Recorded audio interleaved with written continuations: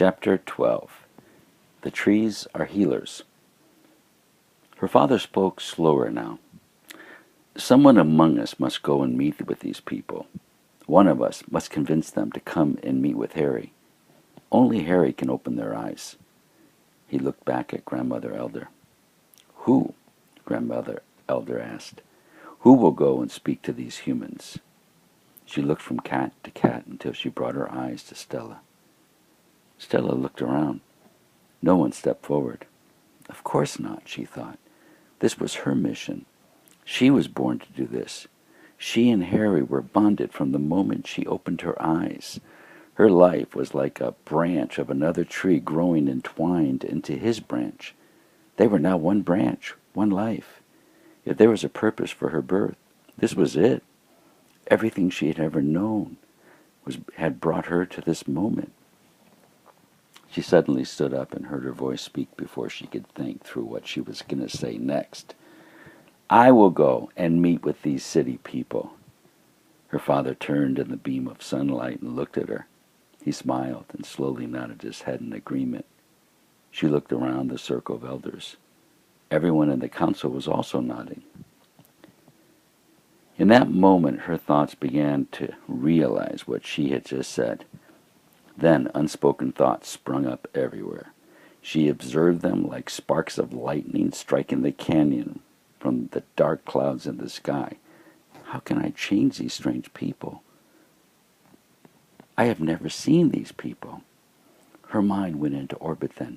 She knew nothing about them. Then there was the small matter of not understanding their language, nor they hers. And there was that other thing. Oh yeah, she was a cat. They were people. How will they trust me? Maybe they'll want to chase me away, or worse, maybe they'll want to eat me for dinner. Her thoughts were yelling at her. She began to breathe very fast. Her vision began to spin. Her dad saw all this and walked over to where she stood, as though her body was frozen stiff. He looked into her worried eyes. He tilted his head to hers. When their foreheads touched, she felt her breathing slow down and grow deeper. She became calm under the touch of his forehead. He spoke, but this time it was entirely for the benefit of the circle of elders, as she could read his thoughts as he could see hers. Stella, I know someone who can help you. He paused and looked at the eldest of the grandfathers and grandmothers, the wisest, who sat at the far end of the circle. They nodded in agreement to what he was about to say.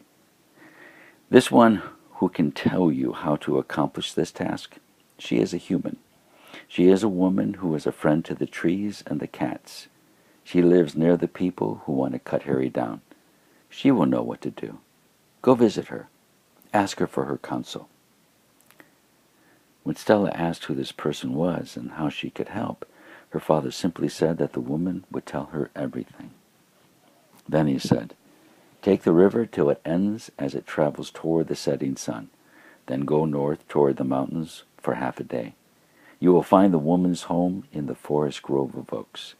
The oaks are near another forest river in the foothills of those mountains. If you leave at sunrise, you will be in the oaks by sunset. You must move quickly. Tomorrow is the evening of the dark moon. You must arrive You must arrive in the oaks before the moon rises. She lifted her eyebrows in question marks at his mention of the dark moon. What did the moon have to do with this journey? She thought to herself.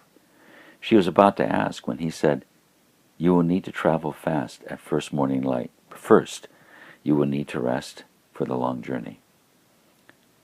She looked into her father's eyes, but they revealed nothing. She nodded, touched his head with hers, turned, and walked back to the edge of the cave where she jumped into Harry's branches. She climbed to the highest limb and curled into his arm. The moon was just a sliver of light. Like her father had said, tomorrow the sliver would be its thinnest, the dark moon. She lay in his arm, staring into the starlight. Harry felt her thoughts and saw her plans before she spoke them. Because he enjoyed the sound of her voice and because he knew she would feel stronger if she could speak what was in her thoughts, he asked, do you want to talk about it?